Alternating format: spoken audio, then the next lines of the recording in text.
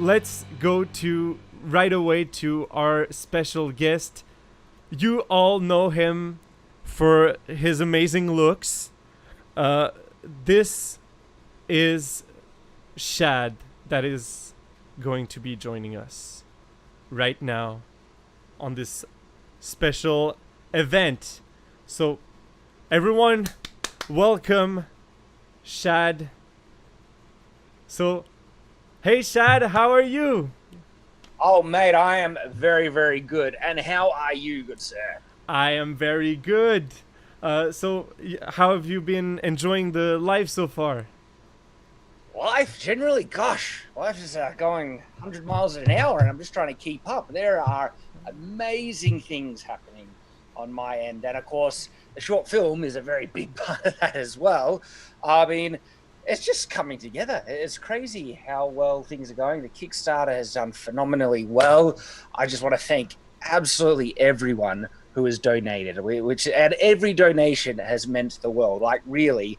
And when I look at like some of the amounts that people have donated, looking through, it's blown me away. And so, just seeing that how excited people are for this project, it's a bit crazy, right? And just also imagining how it's going to turn out in the end, the final product. It'll still be a bit of a journey to get there, I'm sure. You of all people know that. There's a lot of Yes, work. one thing I can say is it's gonna be a lot of work and it's gonna take a long time before we have something that is completely built and that we're happy to show to the audience. But that's the thing that's impressed me about you guys so much is that you're going for quality and you have the standards that you want to get, and so yeah, it's just brilliant. Really, really cool. How are things going on your end? I imagine things are pretty darn busy.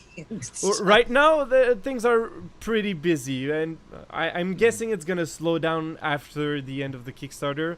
But we're still gonna have a lot of work. It's just gonna, instead of being a sprint, it's gonna be a marathon. Mm-hmm. Yep, exactly. It's funny actually. Like just before coming on the stream, I was actually working on book 2 a little bit. Oh, It's been yeah. Like I've been so busy, right, that it has been a challenge to get into the right headspace for me to knuckle down on it. And so the work that I've been doing has mostly been kind of prep work, figuring out the outlining. overarching. Exactly, it's like the outlining process and stuff. And I was actually sitting playing a video game because my general work schedule at the moment is like work through most of the day, and then towards the end of the night, like around 8 p.m., I just try and relax, and I need that relax time. And I was actually playing one of my favorite games, Dragon's Dogma, and I got thinking about one of the events in the story that I'd planned, and I just realized that like a really, really great way to get that element to work. And I I literally, when it came to me, I was like, oh dang, man, because it's a very impactful idea. And I was like, I gotta write that down. And I wrote it It's a down. critical Like, plot point. oh, massive.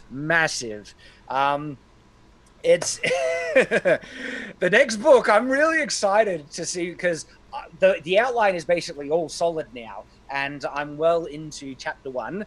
And there's new characters being introduced, and this second book is going to be a doozy, and I'm really excited to see people's reactions. And from what I've planned, it might be a challenging book. Which I don't know if you're familiar with the first one. That could say a lot about but it's very important plot points and things to go through. And I think I will announce the title of book 2 because I've pretty much settled on it. And it's very appropriate to what's happening in book 2. And so I'll share it with you and everyone in the stream now. So the title of book 2 is called Trials of the Conqueror. Okay. Oh, Yes. I like it. You like it. Oh, And Trials of the Conqueror is so appropriately named. I can tell you that, because I get like stuff happens. Okay, stuff happens. So It sounds a bit like the challenges that Hercules has to go through. oh. I won't reveal anything more apart from that. But I wouldn't ask it, but but I'll certainly say that Dalen's journey is far from over. He had I was so pleased with how book one wrapped up, that there's a very contained story there where Dalen goes from point A to a very specific point at the end of the book. But there's a lot more to explore with his character, and book two, I get an evil chuckle about what I have planned for book two. So an evil chuckle. Yes, an evil chuckle.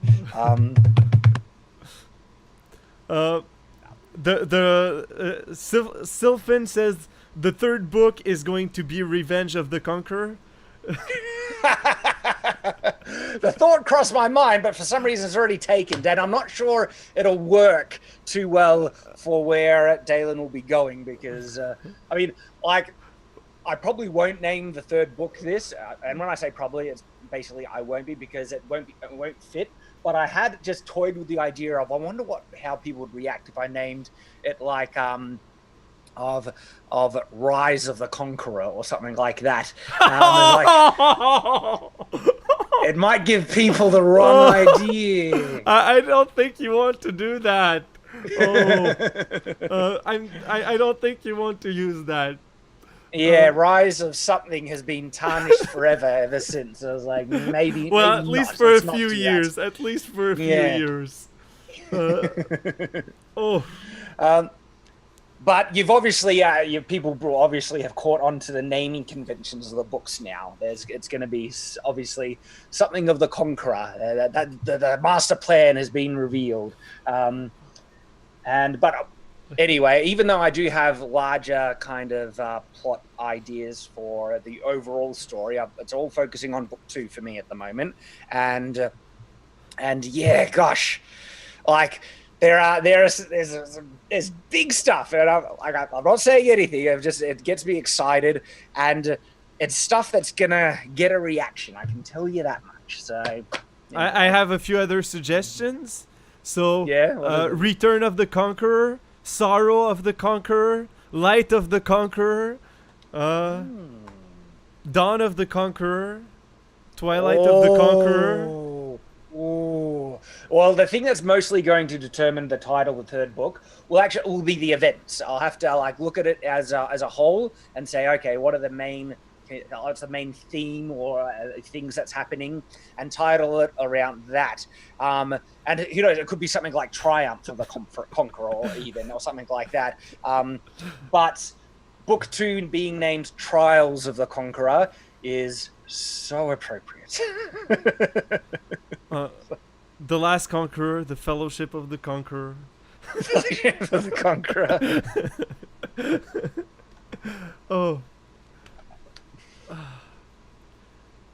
While you're here, Good stuff. Let's announce who has won the Kill a Missile giveaway. Hey, awesome stuff. So, yeah, we have the Kill a Missile giveaway that giving the opportunity for one of our backers to win the amazing sword that you have on your back. That you have. Right there. It's one of my favorite. Oh, actually, sorry, you're gonna win the model of that sword, not the physical one that is hanging on my wall. That's mine, and I'm keeping it. Thanks for clarifying that. Yes, people might be getting confused there. And we don't want that. We don't want people to get confused. So you are not getting the sword that's behind Shad. This is his. Yes, it's mine. You cannot have it. But it's the same model. It's the Calamisil Witcher sword. It's the steel one. That is the steel one. Yes, it is the steel one. It is this one. So it's not made of steel. Yeah, no, it's not made of steel. It's a foam sword by Calamasil, and the winner is Justin Parker. So Justin, Hey. claim your prize. You are the winner of this Calamasil sword. So please contact us, and we will give your information to Calamasil so that they can send you this amazing sword.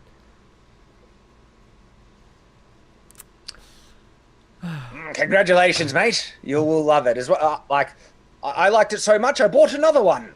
Well, I did, literally. You I bought got a two of second them, one? Yeah, I got two. Like I said, I liked it so much, I bought another. And Calamasil also, they sell a sheath for it. And so I have two sheaths for my two Witcher swords. I really want to say something right now, but I don't think I can. Because I went to their place, I've seen a few things that are coming up. Oh, yes. Quiet. You're not allowed to say anything. I'm gonna have to, keep quiet on that. Also, thank you, Shad, for all the trust that you've put in this project, and all of the help that you have given us. No, see, I thank you for that. Thank you for using me as a resource, letting me have so much input. Because my goodness, it's been phenomenal. Because we showed the concept for High Dawn, right, in the last stream, but we failed to mention that Dylan had actually shared with me several concepts previous to that of what they were thinking, and to get my feedback. And I had a lot of feedback, and there were several designs where I was like, nah, sorry, I don't like that. I don't like that. And Dylan was like, right on, yeah, on the ball. Like, okay, that's scrapped then. You don't like that? That's gone as well. Okay, this is the one you like. We'll improve on that. That's how responsive Dylan was throughout this process. And as a writer, that kind of, acknowledgement to my feedback is a dream come true in seeing my work adapted. And one thing I think I need to clarify is that I don't just take what you tell me. I try to really improve on it, and I try to discuss with you what should we do. One example was you mentioned on the last live. How do they deal with the shadows cast by the big discs in High Dawn? Exactly. And I think that it was just something that was never addressed because I never needed to address it. It's funny, like my world building process is directly focus on the needs of the given scene. And I've mentioned this, little bits here and there. And there are elements of the world building that don't appear in the book that are extensively detailed. But then there are other elements that are actually not detailed. Like I haven't written it out in detail because I didn't need to. And, I don't want to fall prey to world builder's disease where I spend several years making just nutting out every single detail of the whole world, no matter how obscure, and then I never get to writing the book.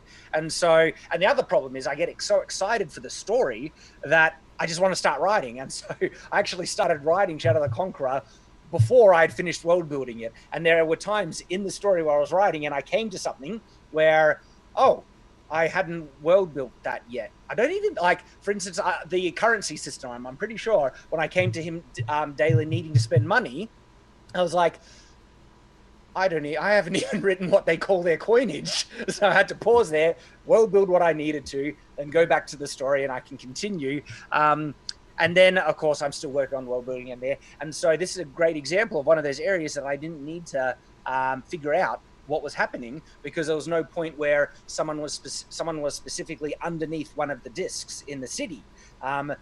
Dalen only goes to a few locations in the city. He never needs to go onto one of the upper islands. And so it was just something that I never even had to address yet. And then when looking at the actual concept art, it was like, well, that is something that needs to be addressed. That wasn't addressed in the book because, again, there wasn't a need. And that was the shadow cast by the islands. And we were just talking to each other and Was it you that even suggested that? Well, Yeah. I mean, they have the sunstones, and I was like, It's yeah, because that's right. it's because during the when we drew up the first concepts, I looked at the concepts and I was like, there's something wrong here, and I asked my team to try and find some alternatives that could work around and not have the as many shadows that are cast on the city, and Interrupt right there. This actually illustrates how attentive Dylan is to the world, like the story and every facet of it and the world, because the only reason why, like, usually in a normal, world, wouldn't that be too much of a concern to have a shadow being cast on you when there's still enough light to get by with every day? But Dylan understands the world setting so much that people don't like shadows. They are very hesitant about anything that's not in direct sunlight. And so if they have an option of trying to remove even a cast shadow, they're going to do that. They particularly don't like overcast days. They live in them, of course, when there is overcast. And so it's not like they're crippled with fear, but because darkness has such a significant, effect in the world setting, it turns people into monsters. There's an obvious byproduct of that. People don't really like shadows either.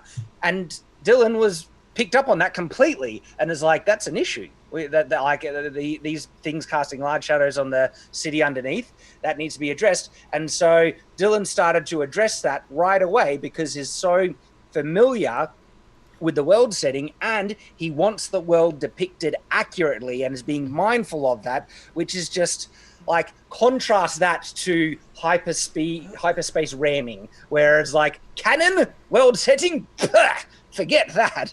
Like, I mean, it's like night and day. And so, sorry, yeah, I interrupted you, but I wanted to point out that out.